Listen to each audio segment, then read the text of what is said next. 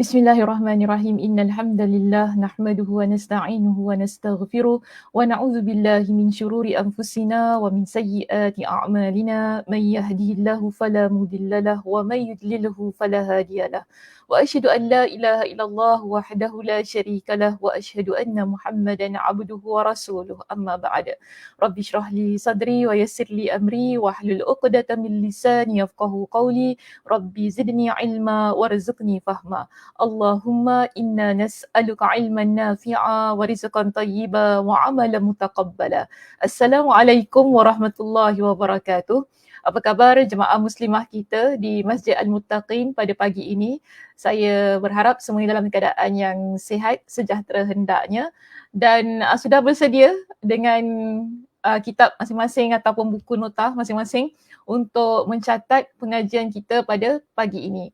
Sebelum itu, kita lihat siapa teman-teman yang bersama dengan kita pada pagi ini. Awal-awal dah masuk, Alhamdulillah. Terima kasih kerana kesetiaan untuk terus mengikuti kuliah di Masjid Al-Muttaqin ini. Pertama tadi saya nampak ada daripada ruangan YouTube kita iaitu Kak Sugiyarti kita. Terima kasih Kak Sugiyarti kerana mengikuti pengajian ini menerusi ruangan YouTube. Jadi Kak Suryati memberikan salam ni kepada kita semua. Assalamualaikum warahmatullahi wabarakatuh. Berjumpa lagi Ustazah Dr. Sakinah. Alhamdulillah Kak Sugiyarti. Moga sihat-sihat sejahtera. Jangan lupa bahagia dan bersyukur selalu. Alhamdulillah. Amin. Allahumma amin. Amin. Terima kasih Kak Sugiyarti. Kita ada Kak Noh. Kak Noh yang setiap minggu juga bersama dengan kita. Assalamualaikum Ustazah. Waalaikumsalam warahmatullahi Kak Noh. Kak Aisyah kita di situ. Assalamualaikum Ustazah dan jemaah sekalian. Sabahul khair. Sabahul nur Kak Aisyah. Alhamdulillah. Thank you so much admin for this FB live. Terima kasih admin yang berada di belakang tabir. Kak Som juga dengan kita. Assalamualaikum Ustazah, admin dan teman-teman semua. Semoga dirahmati Allah. Amin. Terima kasih Kak Som.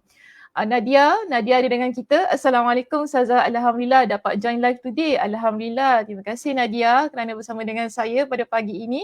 Kak Zah juga, kita ada Hajar Siti Sophia kita kan bersama dengan kita. Alhamdulillah dapat bersama sekali lagi dengan kita. Umi juga ada, Umi Salihah di situ.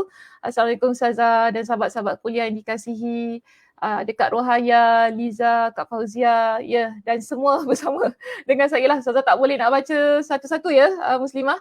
Tapi terima kasih saya dapat baca di situ semua yang memberikan salam, yang excited untuk memulakan pengajian kita pada pagi ini. Okey. Alah, ada pula pakcik. Tak apa. Biarkan dia kat situ. Ustaz Muslim tu, dia ada dekat ruangan YouTube. Tak apalah, biarkan dia. Okey, di sini macam mana Muslimah? Kita akan mulakan pengajian di muka surat yang keberapa? Boleh letakkan di ruangan komen.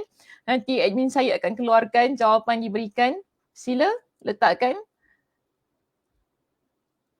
Hari ini kita akan sambung pengajian di muka surat yang keberapa? Masih hadis yang sama ke macam mana? Dah tak ada hadis lain dah kita ni. Tinggal satu hadis je ni. Okey, kita berada di hadis yang ke-50. Masih lagi hadis yang sama. Belum sempat baca. Muka surat 442, last paragraph. Okey, muka surat 442, last paragraph. Ada jawapan yang lain? Mungkin Kak Noh nak letak jawapan? Kak Zah ke?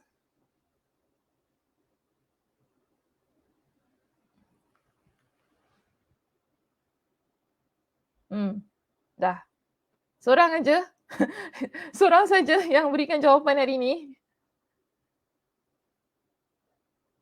Ke sedang mencari? Mana ya?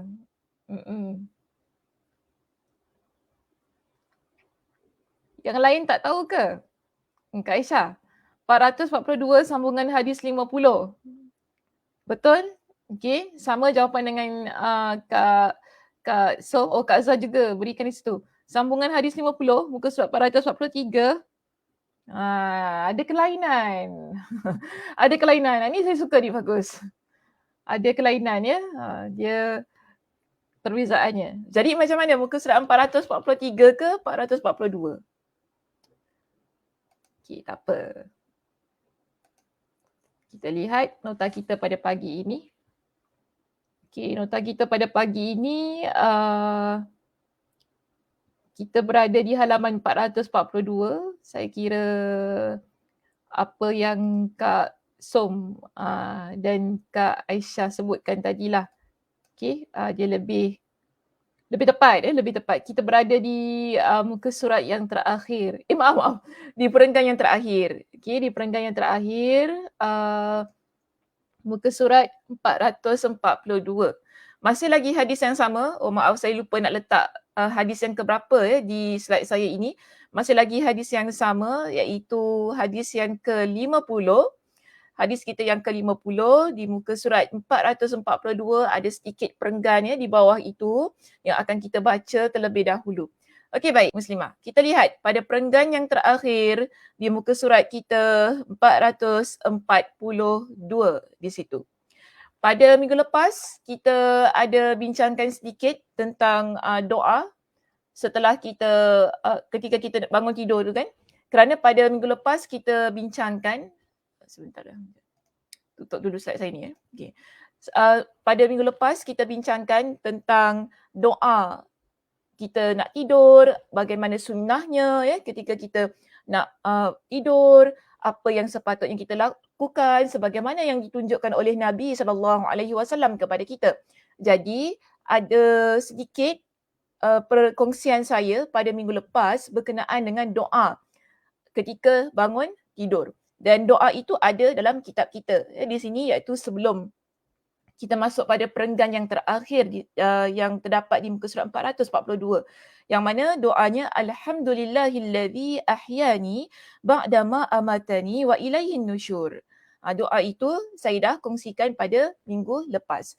Jadi pada pagi ini kita akan sambung perbincangan tentang doa setelah kita bangun tidur ini.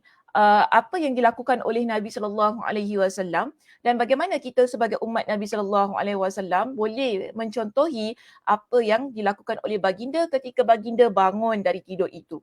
Dan di sini saya akan bawakan beberapa hadis bagi menguatkan perbincangan yang ada dalam kitab, kerana di dalam kitab ini kalau kita lihat Imam Ibn Rajab Al-Hanbali hanya menyebutkan caranya tapi tidak disertakan bersama kita dengan hadis Nabi SAW.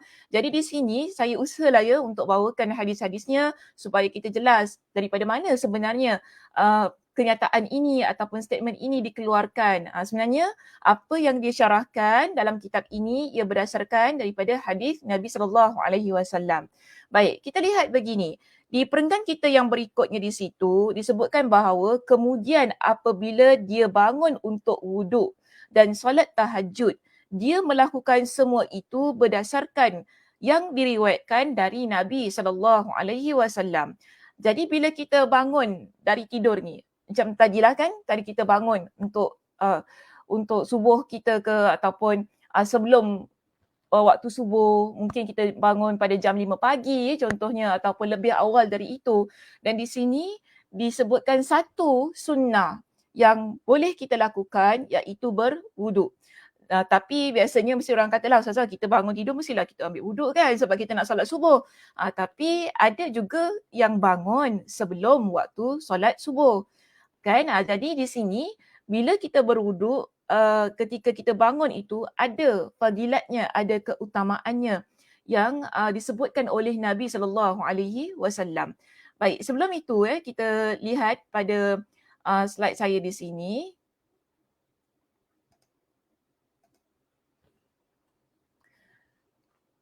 Sebelum bangun untuk berwuduk, ada sunnah yang Nabi SAW tunjukkan kepada kita. Dan hal ini telah disaksikan oleh Ibn Abbas radhiyallahu anhuma.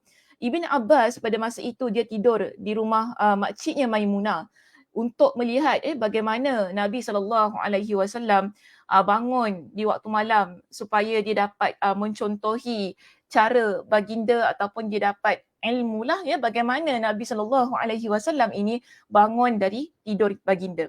Baik, jadi dalam hadis ini riwayat Imam Al-Bukhari. Dalam hadis riwayat Imam Al-Bukhari ini, Ibn Abbas radhiyallahu anhuma dia menceritakan tentang keadaan Nabi SAW ya pada waktu itu. Yang mana di sini saya bawakan sedikit daripada hadisnya kerana hadisnya panjang. Jadi saya pecahkan, ambil pada bahagian yang penting bertepatan dengan konteks perbincangan kita pada pagi ini. Iaitu Ibn Abbas radhiyallahu anhuma, dia pun menceritakan, dia kata fanama Rasulullah sallallahu alaihi wasallam hatta idza intasafa al-lail aw qablahu biqalilin aw ba'dahu biqalilin. Maknanya dia kata Rasulullah sallallahu alaihi wasallam tidur hingga pada tengah malam atau kurang sedikit atau lewat sedikit. Pertengahan malam ni kebiasaannya lah kalau kita biasa kata pada jam 3 pagi, 4 pagi pun boleh juga. 4 pagi kita kata kurang sedikit ataupun lewat sedikit. Lewat sedikit tu macam kita kata nak masuk-masuk waktu subuh lah, dia begitu keadaannya. Jadi boleh agak-agak lah sama ada mungkin kita nak bangun sepertiganya ataupun lambat sedikit, kurang sedikit ataupun lambat sedikit. Maknanya yang penting waktu ini ialah waktu sebelum masuknya solat subuh. Okey, sebelum masuk waktu solat subuh. Jadi di sini Ibn Abbas radhiyallahu anhuma dia menceritakan begini. Istaiqaza Rasulullah sallallahu alaihi wasallam fajalasa yamsahu an-nauma an wajhihi. Ni saya tak tahulah kita biasa buat ke tidak. Tapi inilah sunnah yang Nabi SAW tunjukkan kepada kita. Bila Nabi bangun tidur tu kan, Ibn Abbas radhiyallahu anhu dia ceritakan, Nabi duduk terlebih dahulu, lalu Nabi dia yamsahun nauma an wajhihi biyadihi. Nabi dia mengusap sisa-sisa kantuk yang ada di wajahnya dengan tangannya. Maknanya Nabi dia lap dulu. Bukan lap macam mana? Dia sapu dulu, usap dulu wajah baginda. Dan kadang-kadang kita ngantuk kan, bangun tidur, masih lagi mamai lah orang kata kan. Bangun tu duduk sekejap, malas nak bangun macam tu kan keadaannya. So kita pun, kita sapu muka kita kan, saya tak boleh nak sapu, betul-betul lah muka saya nanti kan, budak hilang pula. Gurau je. So kita sapu muka kita ni, sapu dengan tangan kanan kita lah ya. Okay, ataupun kedua tangan ni untuk orang kata hilangkan rasa mengantuk yang ada pada diri kita. Jadi Ibn Abbas radhiyallahu an juga menceritakan di sini. Setelah itu, setelah Nabi mengusap wajah baginda untuk menghilangkan rasa ngantuk itu tadi, apa yang berlaku? Nabi SAW pun membaca 10 ayat yang terakhir dari surah Ali Imran. Sila muslimah buka surah Ali Imran, saya nak lihat ayat yang keberapa, boleh letakkan di ruangan komen. Buatlah kerja sedikit ya, ikut kuliah saya ni.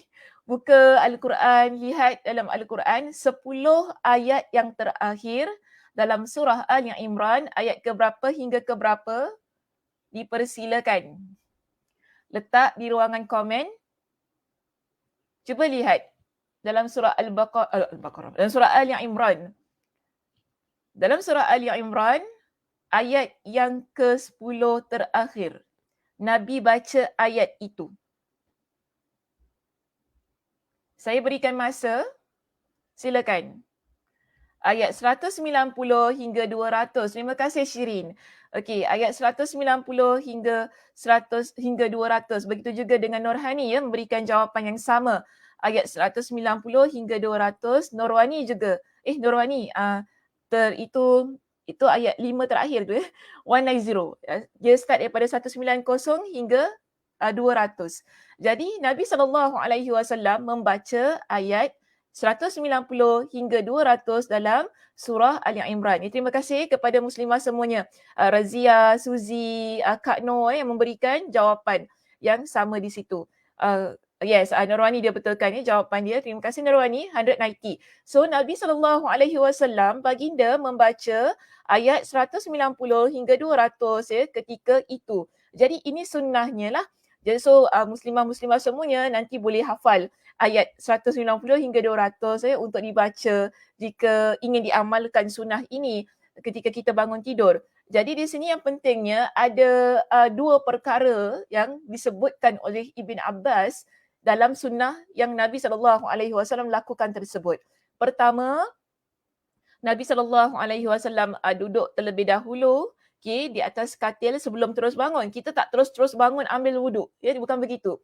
Kita terus bangun ni, kita duduk sebentar di tempat di atas katil kita ini, lalu kita mengusap wajah kita bagi menghilangkan rasa ngantuk tersebut dan membaca 10 ayat terakhir dalam surah Ali Imran. Ya, panjang jugalah ya, tapi pelan-pelan, tak apa, pelan-pelan untuk diamalkan, untuk dihafal, ya, mudah-mudahan ia menjadi keberkatan untuk kehidupan kita ketika kita bangun tidur itu. Baik, seterusnya kita lihat begini. Apa yang seterusnya dibaca oleh Nabi SAW? Kita boleh baca doa bangun tidur yang ada di dalam kitab kita itu tadi, kan? Sebelum ataupun setelah surah Ali Imran. Dan doa bangun tidur ini bukan satu sahaja yang ada sebagaimana terdapat dalam kitab kita. Dan di sini saya ingin bawakan doa bangun tidur yang lain selain daripada apa yang dibaca ataupun yang telah saya kongsikan pada minggu lepas, iaitu alhamdulillahillazi ahyani ba'dama amatani wa ilaihin nusyur. Baik, kita ada doa yang lain ya, kerana bagi saya ni kalau kita beramal dengan sunnah Nabi, dia cantiknya kalau kita pelbagaikan, kerana Nabi SAW ajarkan kepada kita, tunjukkan kepada kita dengan pelbagai doa-doa yang lain. Jadi antara doa bangun tidur yang boleh kita amalkan. Okey, tadi dah baca 10 ayat yang terakhir dalam surah Ali Imran itu tadi kan. Kemudian kita boleh baca doa ini. Dan doa ini juga boleh dibaca sebelum tadi kita duduk.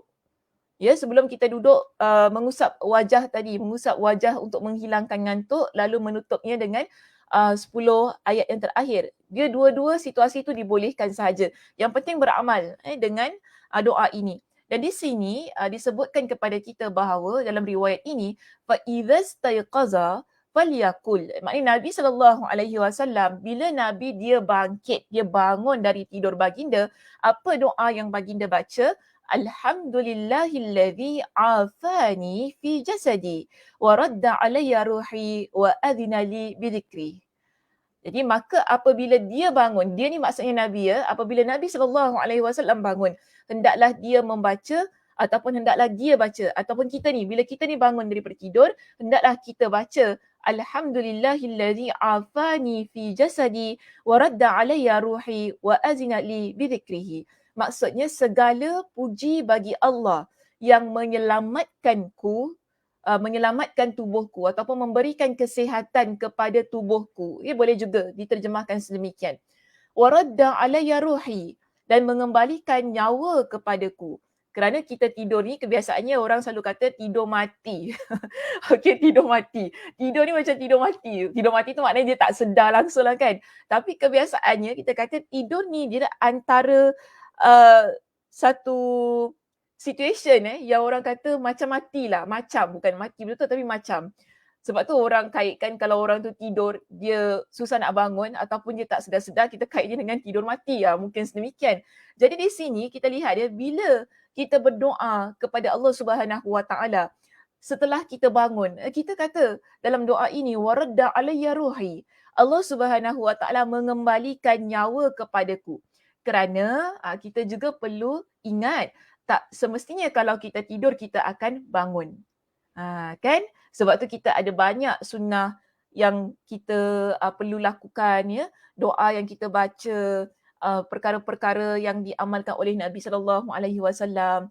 Sebab kita tak tahu mungkin itu adalah tidur kita yang terakhir, yang mana baiknya jika dapat ia ditutup pengakhiran kehidupan dengan sunnah Nabi, dengan doa-doa yang Nabi SAW baca.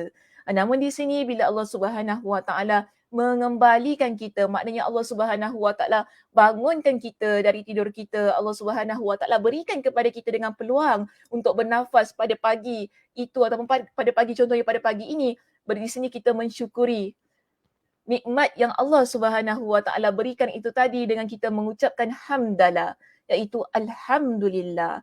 Kan sebagaimana dalam doa ini. Kita kata apa tadi? Alhamdulillahillazi afani fi jasadi. Segala puji bagi Allah yang telah menyelamatkan ataupun memberikan kesihatan kepada tubuh badan aku. Wa radda alayya ruhi. Dan Allah Subhanahu wa taala maha terpuji Allah Subhanahu wa taala ini kerana mengembalikan nyawa kepada aku. Wa adzina li bidzikri, serta mengizinkan aku untuk berzikir kepadanya.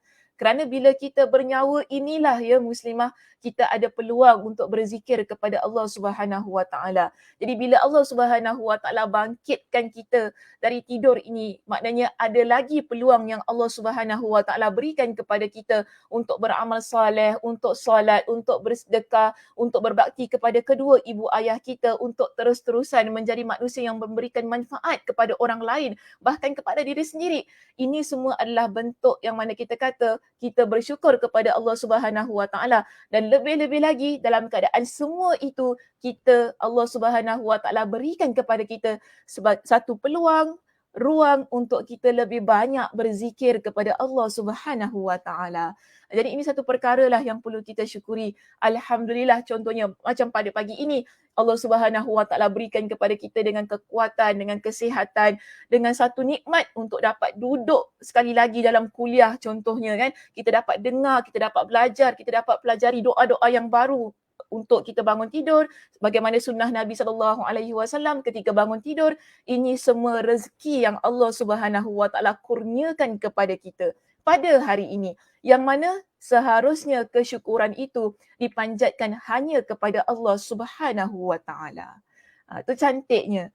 Kan kita ni bila kita bangun tidur dengan doa, mak di situ ada pujian yang kita berikan kepada Allah Subhanahu wa taala, Tuhan kita yang Maha Esa, sebagai satu peluang yang mana Allah berikan kepada kita untuk terus-terusan membasahkan lidah kita dengan zikrullah.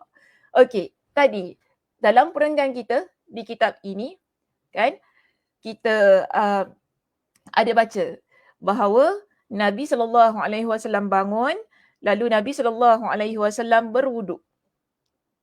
Jadi bila kita bangun tidur tadi, yang dah kita baca doa tidur, lalu kita mengusap wajah kita yang dalam keadaan ngantuk tadi untuk menghilangkan rasa ngantuk tersebut, dan kita baca dengan surah Ali Imran ayat 10 terakhir itu tadi kan.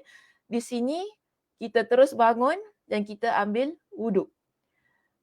Bangun tidur, ambil wuduk ini, dia ada keutamaan yang tersendiri bagi seorang Muslim. Okay? Di sini saya datangkan sebuah hadis Nabi SAW yang lain untuk menunjukkan betapa pentingnya bila kita bangun daripada tidur ini, kita berzikir, kita berwuduk, lalu kita melaksanakan solat. Amat penting. Kerana di sini dalam sebuah hadis yang diriwayatkan oleh Imam Al-Bukhari, okay, dalam sebuah hadis yang diriwayatkan oleh Imam Al-Bukhari, Nabi SAW memberitahu kepada kita keadaan orang yang tidur, apa yang berlaku kepada dirinya. Dan hadis ini riwayat Abu Hurairah radhiyallahu an, yang mana dia kata anna Rasulullah sallallahu alaihi wasallam qala, bahawasanya Nabi sallallahu alaihi wasallam bersabda. Okey, Nabi bersabda, Nabi kata apa? Yaqidu syaitan ala qafiyati ra'si ahadikum. Syaitan mengikat tengkuk kepala seorang dari kalian jika dia tidur. Idza huwa nama. Syaitan ni dia akan ikat tengkuk kita ni. Okey? Ini Nabi SAW sabdakan dalam hadis ini. Nabi kata syaitan dia akan ikat tengkuk orang yang tidur thalatha uqadin, dengan 3 ikatan. 1, 2, 3. Untuk setiap ikatan ini, Nabi SAW menceritakan apa yang dia lakukan. Okay, syaitan ni dia akan yadribu kulla uqdatin makanaha. Syaitan ini dia akan ikat betul-betul, dia akan letakkan setiap ikatan pada tempat yang betul, tempat yang tepat. Kemudian dia akan beritahu kepada kita, alaika lailun tawilun. Okay, alaika lailun tawilun. Farqud. Farqud. Maknanya dia kata apa? Kamu akan melewati malam yang sangat panjang. Maka tidurlah dengan nyenyak. Tidur dah, tidur. Jangan bangun. Okay, aku dah ikat dah kau ni. Tidur nyenyak. Maknanya, tak perlulah bangun tahajud. Tak perlu bangun subuh. Tak perlu bangun untuk beribadah kepada Allah. Ini maksud dia lah buat perkara ini. Namun di sini, Nabi SAW mengajarkan kepada kita bagaimana kita ni sebagai hamba Allah boleh melepaskan ketiga-tiga ikatan tersebut. Di dalam hadis ini, Nabi SAW bersabda, apa kata Nabi? Fa inistayqaza fa zakarallah. Jika dia bangun, kita tidur tadi. Okay, kemudian ada 3 ikatan tu kan di tengkuk kita. Kita bangun. Okay, kita bangun. Nabi kata apa? Fa zakarallah. Dia mengingati Allah. Maknanya dia baca doa tadi kan? Kita baca doa alhamdulillahillazi ahyani ba'da ma amatani wa ilaihin nusyur, ataupun kita baca doa tadi alhamdulillahillazi afani fi jasadi, ya, doa yang baru tadi saya kongsikan itu tadi. Maknanya kita berzikir kepada Allah Subhanahu wa taala. Nabi kata apa? In hallat uqdatun. Maka akan terlepaslah satu ikatan. Tadi ada berapa ikatan? Kita ada 3 ikatan. Kita bangun, okay, kita bangun tidur tadi, lalu kita mengucapkan hamdalah, kita berzikir kepada Allah Subhanahu wa taala, satu ikatan terlepas. Bagaimana dengan 2 lagi ikatan? Baik. Nabi kata begini dalam hadis ini, Nabi SAW pun bersabda, Nabi kata apa? Fa in tawadda'a in hallat uqdatun. Dia dah tadi berzikir kepada Allah, dia bangun tadi kan, berzikir kepada Allah, baca doa, terus dia pergi ke tandas dan dia mengambil wuduk. Nabi kata, bila dia bangun ambil wuduk, in hallat uqdatun. Ikatan yang kedua terlepas. Kita ada baki satu lagi ikatan yang syaitan ikat di tengkuk kita ni. Bagaimana ikatan yang ketiga ini? Nabi SAW pun bersabda, fa in salla in halat uqaduhu. Jika dia terus melaksanakan salatnya, maka terlepaslah seluruh ikatan itu. Maknanya ikatan ketiga tersebut juga terlepas. Jadi ini cara yang Nabi SAW ajarkan kepada kita. Bagaimana untuk melepaskan ikatan syaitan ini. Nabi SAW menyebutkan di sini, Nabi bersabda, Nabi kata apa? Fa asbaha nasyitan tayyiban nafs. Maka orang ini tadi yang dia bangun dalam keadaan dia berzikir kepada Allah, dia berwuduk, lalu dia melaksanakan salatnya. Yang mana menyebabkan ketiga-tiga ikatan syaitan tadi terlepas, dia akan berada pada pagi itu dia akan berada dalam keadaan yang semangat, jiwanya rasa segar, jiwanya rasa sukalah, maknanya tidak ada yang berat pada jiwa dia. Namun wa illa asbah khabithan nafsi kaslan. Namun jika dia tak buat ketiga-tiga perkara ini, Nabi kata apa?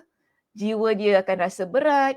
Okay, dia ada khabithan nafs. Khabithan nafs ni maksudnya jiwa dia ada rasa buruk. Buruk ni boleh kita kata lemah, malas, kan, tak bersemangat, letih. Kaslan. Maknanya ada rasa malas. Di sini, kenapa dia rasa demikian? Kerana 3 ikatan tadi tidak terlepas. Jadi ini yang Nabi SAW ajarkan kepada kita.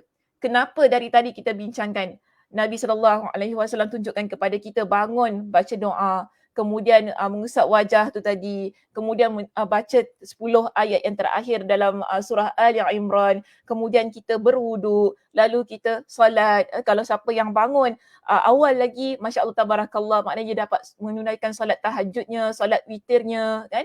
Siapa yang terlepas waktu itu, dia terus bangun untuk solat subuhnya.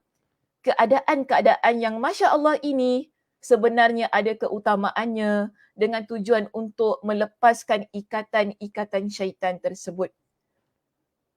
supaya kita ni dapat menjalankan aktiviti kita seharian ni dalam keadaan yang baik, dalam keadaan yang penuh bersemangat, kerana ketiga-tiga ikatan tersebut telah terlepas. Masya Allah tabarakallah, ini satu perkongsian yang saya berikanlah kepada muslimah semua bagi menguatkan perbincangan kita pada pagi ini. Apa keutamaannya, kenapa kita ni perlu berusaha menghafal doa-doa ini, kenapa kita perlu berusaha untuk bangun solat, kenapa kita ni jangan malas-malas lah, kerana ini ada orang di belakang tabir ni. Bukan orang, maksudnya ada syaitan di belakang tabir ni lah yang akan menyebabkan kita ni malas, menyebabkan kita ni rasa tak bersemangat.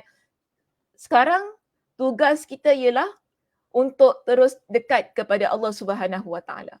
Dalam keadaan kita yang berusaha mendekatkan diri kepada Allah Subhanahu Wa Taala, iaitu antaranya kalau kita nak lihat kepada topik perbincangan kita lah untuk hadis yang ke-50 ini, iaitu dengan sentiasa membasahkan lidah kita dengan zikrullah, dengan banyak berzikir kepada Allah Subhanahu Wa Taala, ikatan-ikatan syaitan ini dia akan terlepas daripada diri seseorang. Senang kata gangguan. Ini adalah gangguan syaitan yang akan menyebabkan kita ni rasa malas, tak bersemangat, jadi orang yang tidak mahu bersungguh-sungguh dalam setiap apa yang kita lakukan. Jadi banyak-banyaklah kita ni sentiasa ada satu keinginan untuk terus beristighfar, untuk terus melawan apa jua gangguan yang telah dia plan. Syaitan ni dah rancang untuk kita ni. Dan Nabi SAW ingatkan kepada kita tentang hal ini supaya apa? Kita tidak masuk pada perangkap syaitan dan berada dalam ikatan syaitan. Okey, baik muslimah. Seterusnya kita lihat di sini. Tadi kita baca, ada line dia tak habis-habis tadi. Saya baca, saya ulas, saya baca, saya ulas. Minta maaf lah. Kemudian apabila dia bangun untuk wuduk dan solat tahajud, dia melakukan semua itu berdasarkan yang diriwayatkan dari Nabi SAW dan menutup tahajudnya dengan beristighfar di waktu sahur kerana Allah memuji orang-orang yang beristighfar, memohon ampunan di waktu sahur. Jadi kita lihat di sini maknanya ada beberapa lagi keadaan yang ditunjukkan oleh Nabi SAW. Ya tak apa tertutup tu saya tak boleh nak kecilkan lagi video saya ni. Nanti dia jadi kecil, tak apa. Yang penting tahu wuduk, solat, tahajud, istighfar. Maknanya setelah kita bangun tadi kan, kita bangun dari tidur kita, kita berwuduk, kita menunaikan solat kita. Siapa yang bangun tahajud, menunaikan solat tahajudnya.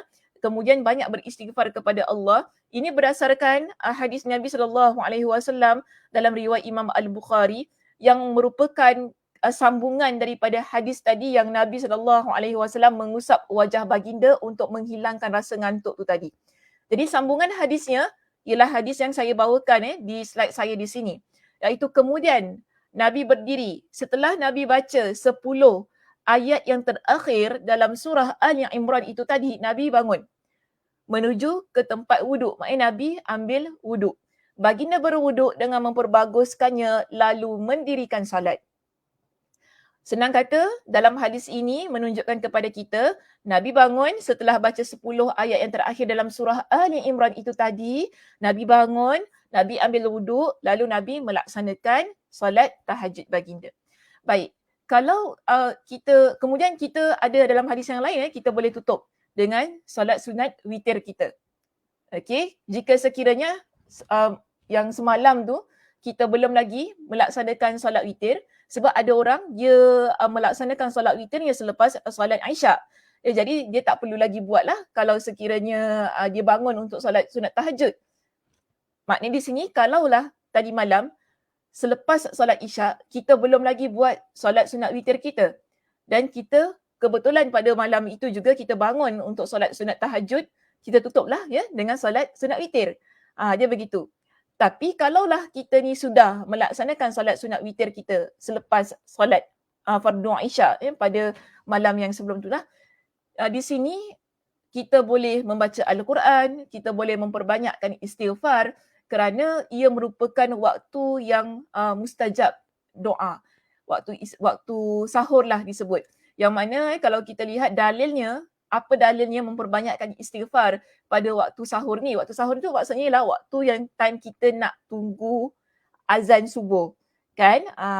Jadi dia panggil sebagai waktu sahur. Jadi kalau kita tak puasa pada waktu itu, tak kelam kabut nak sahur dan sebagainya, kita buatlah amal ibadah yang lain. Okey, dan yang di sini disebutkan dalam Al-Quranul Karim memperbanyakkan istighfar pada waktu sahur. Tu astaghfirullahalazim, boleh baca sayyidul istighfar kan? Allahumma anta rabbi la ilaha illa anta. Banyak lagi lah doa yang boleh kita baca supaya lidah kita sentiasa basah dengan zikrullah. Di dalam surah Ali Imran pada ayat yang ke-17 Allah Subhanahu wa taala berfirman wal mustaghfirina bil ashar, dan orang-orang yang memohon keampunan pada waktu sahur.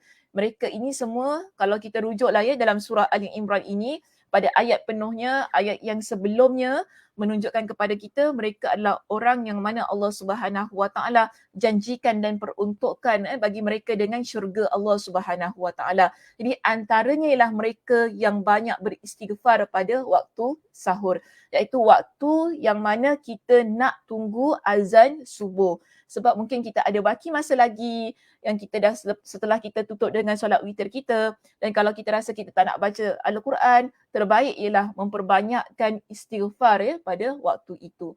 Baik, seterusnya kita lihat di sini, dan apabila waktu fajar telah tiba, dia solat sunat fajar 2 rakaat, lalu diikuti solat subuh, dan setelah usai solat subuh, dia menyibukkan diri dengan zikir-zikir yang diajarkan Nabi SAW hingga matahari terbit sebagaimana yang telah disinggung, maksudnya telah disentuh. Jadi di sini kita nampak cantik kehidupan kita sebagai seorang yang beriman kepada Allah Subhanahu wa taala. Kita bangun tidur, dia dah ada itinerary dia. Okay? Dah ada apa yang perlu kita buat, schedule dia tu cantik. Yang mana ia merupakan aktiviti ataupun ibadah, saya sebut ibadah lah senang ya, ibadah yang telah disusun begitu cantik untuk menjadikan kita ni hamba yang sentiasa berzikir kepada Allah Subhanahu wa taala, yang sentiasa dalam keadaan mendekatkan diri kepada Allah Subhanahu wa taala. Daripada kita celik mata tadi kan, tak ada satu pun keadaan yang menjadikan kita seorang muslimah yang lalai. Semua keadaan-keadaan itu menjadikan kita seorang muslimah yang sentiasa jiwa dan raganya diperuntukkan kepada Allah Subhanahu wa taala. Nah, kalau kita lihat ni tadi setelah kita bangun tidur, kemudian kita solat sunat tahajud, kita solat witir, lalu kita memperbanyakkan istighfar, bila masuk saja waktu subuh, kita tak terus-terus solat subuh, tapi kita ada solat sunat yang kita laksanakan, iaitu solat sunat fajar 2 rakaat lah, ataupun kita panggil sebagai solat sunat qabliyah kita. Okey, solat sunat 2 rakaat. Tapi setelah masuk waktu subuh. Jangan belum masuk subuh buat pula ya. Bukan. Itu salah maksudnya. Setelah azan tu kita terus melaksanakan 2 rakaat, solat sunat 2 rakaat yang dipanggil sebagai solat sunat fajar. Dan di sini Nabi SAW bersabda, Nabi kata apa? 2 rakaat fajar, iaitu setelah masuk waktu subuh ni, kita mulakan subuh kita dengan 2 rakaat fajar ni. Nabi kata keadaan itu ialah lebih baik dari dunia dan seisinya. Hadis riwayat Imam Muslim. Okey, kemudian kita melaksanakan solat subuh kita. Setelah kita melaksanakan solat subuh kita, ada ke solat ba'diyah? Tak ada. Okey, tak ada solat sunat setelah solat subuh. Dan di sinilah masanya kita memperbanyakkan berzikir kepada Allah dengan zikir pagi. Okay, zikir pagi yang diajarkan Nabi SAW, kan kalau menurut kepada kitab kita ini, dia sarankan kepada kita untuk disibukkan dengan berzikir kepada Allah di sini, membaca zikir-zikir tersebut hinggalah matahari terbit. Pada masa itulah nanti melaksanakan solat sunat duha dan sebagainya. So kita nampak di sini cantik dalam keadaan kita ni bangun tidur, kemudian ada banyak amal ibadah yang telah disusun, yang kita boleh lakukan, kita boleh laksanakan, supaya kita ni occupied lah, masa kita occupied dengan perkara-perkara yang bermanfaat, yang berfaedah. Dia bukan habis macam tu sahaja, bangun pagi macam gitu sahaja, bukan begitu. Lepas tu nak pergi jogging ke apa ke, pergi pasar ke apa muslimah, persilakanlah. Dipersilakan. Maknanya yang penting kita mulakan pagi kita dengan zikrullah, berzikir kepada Allah Subhanahu wa taala. Dan di sini saya ada bawakan contoh-contoh zikir yang boleh kita amalkan Dan saya tak bawa banyak contoh zikir pada pagi ini kerana saya dah pernah bincangkan tentang zikir pagi petang di pengajian ataupun di sesi pengajian kita pada tahun lepas, di sesi yang terakhir pada bulan 11 2021 tahun lepas.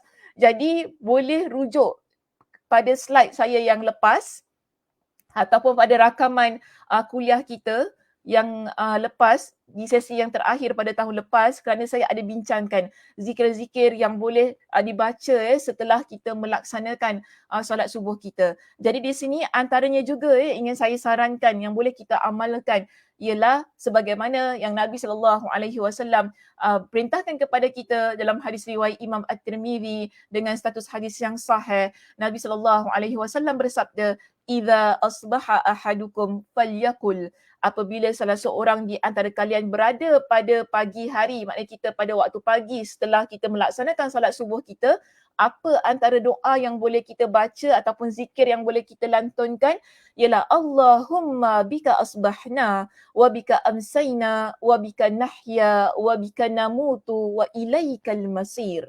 Allahumma bika asbahna wa bika amsayna wa bika nahya wa bika namutu wa ilaikal masir.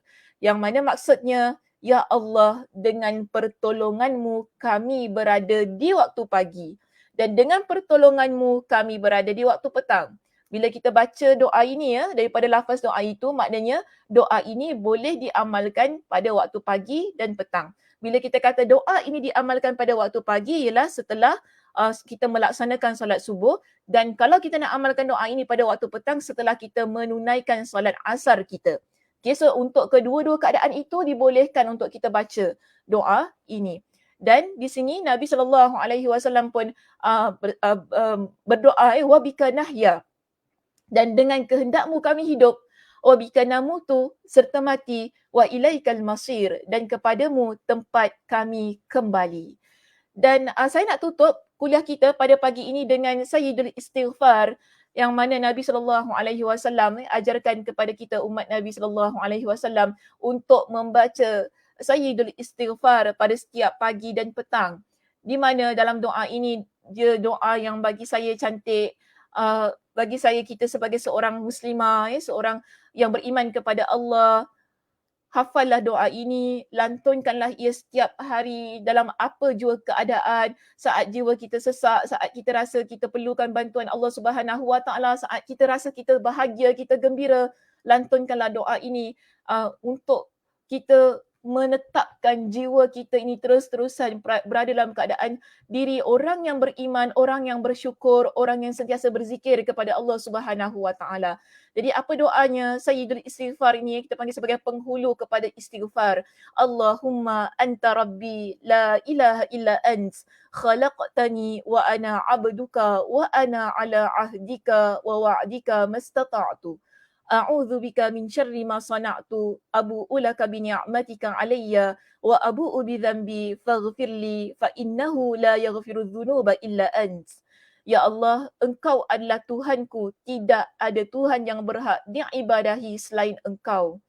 Sebab tu tadi saya kata, doa ini amat baik kerana ia merupakan satu lafaz, satu lantunan doa yang menyatakan keimanan kita kepada Allah Subhanahu Wa Taala.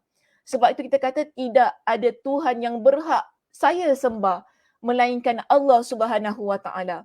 Kerana apa? Khalaqtani. Kenapa kita ni beriman kepada Allah? Kenapa kita meletakkan Allah Subhanahu Wa Taala sebagai Tuhan kita, Tuhan segala-galanya, yang maha segala-galanya? Kerana Allah yang menciptakan kita. Khalaqtani, engkau telah menciptakan aku. Wa ana abduka. Dalam doa ini kita menyatakan rasa kehambaan kita kepada Allah Subhanahu Wa Taala. Hingga kita kata apa? Aku adalah hamba-Mu. Allah Subhanahu Wa Taala Maha mengetahui kita ini hamba Dia. Allah Subhanahu Wa Taala tahu memang kau hamba aku. Tapi kita ni, kenapa kita masih lagi mengucapkan dengan lafaz ini di hadapan Allah dengan kata-kata ini? kerana kita rasa diri kita hamba, kita rasa kita lemah, kita tidak berdaya, kita amat perlukan Allah Subhanahu Wa Taala dalam kehidupan kita pada setiap masa, setiap waktu, pagi dan petang. Dan di sini kita kata apa? Wa ana ala ahdika wa wa'dika mastata'tu. Aku menetapi perjanjianmu dan janjimu sesuai dengan kemampuanku. Maksudnya Allah Subhanahu Wa Taala ini menetapkan dalam kehidupan kita dengan pelbagai macam hukum hakam, dengan pelbagai macam syarat. Maksudnya kita ni ada agama, kita ada panduan dalam kehidupan. Itulah yang kita pegang dalam kehidupan kita sebagai seorang muslimah yang menjunjung agama di tempat yang begitu tinggi, iaitu di atas kepala kita. Yang kita pegang baik-baik perjanjian kita ini dengan Allah Subhanahu Wa Taala sehingga kita mati kelak. Sebab tu kata wa wa'dika mastata'tu, yang mana ke janjimu itu yang kita pegang tentang hukum hakam, tentang syariat ini, ia sesuai dengan kemampuan kita. Kerana kita pun memang ada benda yang kita tak mampu untuk lakukan dan kita amat berharap apa yang kita lakukan itulah sesuai dengan kemampuan kita. Moga-moga Allah Subhanahu Wa Taala redha di atas apa yang itulah yang kita mampu. Dan dalam doa ini, apa yang kita katakan muslimah, a'udzubika min syarri ma sana'tu. Aku berlindung kepadamu dari keburukan perbuatanku. Kita ada buat banyak perkara-perkara yang buruk. Dan kita ni ada banyak perangai, perangai yang kadang-kadang orang kata tak boleh angs lah perangai kita ni. Kita minta kepada Allah, perangai kita yang tak baik ni ataupun apa-apa tindakan kita yang buruk, moga-moga Allah lindunglah kita ni.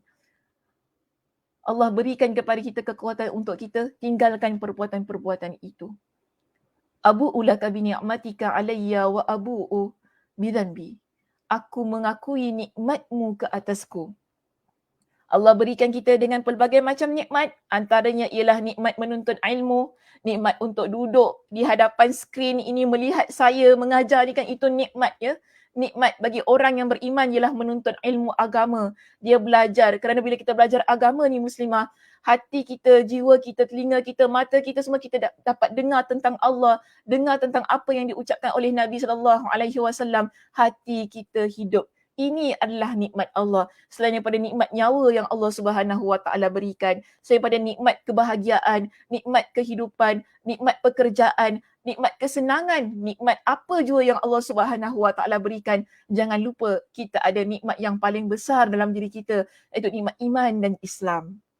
Itulah nikmat yang ada dalam diri kita yang seharusnya kita akui merupakan nikmat yang paling besar Allah Subhanahu Wa Taala peruntukkan dalam kehidupan kita. Dan satu lagi, kita mengakui dosa-dosa kita. Sebab itu dalam doa ini, di pengakhirannya, kita minta kepada Allah, faghfirli. Maka atas dasar itu, ya Allah, kau ampunilah aku. Fa innahu la yaghfiru dzunuba illa ants. Kerana sesungguhnya tidak ada yang dapat mengampuni dosa-dosa melainkan Engkau, ya Allah. Hadis riwayat Imam Al-Bukhari. Nabi SAW, ketika Nabi menutup perkongsian ini ataupun Nabi SAW menutup sabda baginda ini, Nabi kata apa? Mereka yang membaca doa ini pada waktu pagi, lalu dia mati pada hari itu, Allah Subhanahu Wa Taala akan masukkan dia ke dalam syurganya. Begitu juga, mereka yang membaca doa ini pada waktu petang dan dia mati pada malamnya, Allah Subhanahu Wa Taala akan masukkan dia ke dalam syurga. Atau dengan kata lain, Allah Subhanahu Wa Taala akan jadikan dia sebagai penghuni syurga. Masya Allah, tabarakallah. Sebab tadi saya kata, doa yang begitu cantik. Yang seharusnya kita ni sebagai seorang muslimah, hafal doa ini, pegang ia baik-baik, amalkan ia setiap hari, pagi, petang, atau mungkin kita ada terbuat dosa, kita ada terbuat perkara-perkara yang kita tak sangka kenapa saya buat perkara ini. Lafazkan doa ini di hadapan Allah. Perbanyakkanlah ia. Kerana ia adalah doa yang mana Nabi kata, mereka yang mati ketika setelah mereka baca doa ini pada hari itu, Allah Subhanahu Wa Taala akan masukkan mereka ke dalam syurga dan menjadikan mereka sebagai salah satu ataupun salah seorang penghuni syurga. Alhamdulillah. Satu perkongsian yang bagi saya ataupun sebuah sabda Nabi SAW yang begitu indah yang mana kita semua sebagai seorang muslimah seharusnya merebut peluang ini. Bila Allah Subhanahu Wa Taala mentakdirkan kita bangun di waktu pagi, jangan sesekali kita mensia-siakan waktu ruang ini yang Allah Subhanahu Wa Taala berikan untuk kita memperbanyakkan zikir kita kepada Allah Subhanahu Wa Taala. Allah Subhanahu Wa Taala berikan kepada kita dengan peluang ini. Kita yang muslimah, saya nak ingatkan begini. Pada waktu ini, kita bangun sekarang ini dan kita dapat sampai ke jam 11 sekarang ini. Belum tentu kita akan bernyawa pada jam 12, pada jam 1 petang hinggalah ke malam nanti. Sebab itu, bila Allah Subhanahu Wa Taala berikan kepada kita dengan peluang bangkit di waktu pagi, perbanyakkanlah ia dengan zikrullah, antaranya ialah dengan membaca Sayyidul Istighfar tersebut. Okey muslimah, itu saja perbincangan kita untuk pagi ini. Terima kasih di atas perhatiannya. InsyaAllah kita sambung perbincangannya pada minggu hadapan. Kita lihat adakah minggu hadapan kita boleh selesaikan perbincangan hadis kita yang ke-50 ini, mudah-mudahannya. Jika dapat habis, maknanya dapat khatam lah ya kitabnya pada minggu hadapan. Kita lihat nanti bagaimana saya nak bawa perbincangannya. Jika dapat dibahagikan lagi kerana ada banyak juga yang perlu dibahaskan ya pada muka surat ataupun halaman-halaman terakhir kita untuk kitab kita ini. Sekali lagi, muslimah semuanya, saya ucapkan terima kasih di atas kehadiran anda semua, di atas perhatian yang diberikan. Apa yang saya harapkan, mudah-mudahan setiap perkongsian ini memberi manfaat dan dapat kita amalkan bersama bagi kebahagiaan kehidupan kita, dunia dan akhirat. Saya tutup pengajian kita pada pagi ini dengan tasbih kafarah. Subhanakallahumma wa bihamdika. Asyhadu an la ilaha illa anta astaghfiruka wa atubu ilaik. Assalamualaikum warahmatullahi wabarakatuh.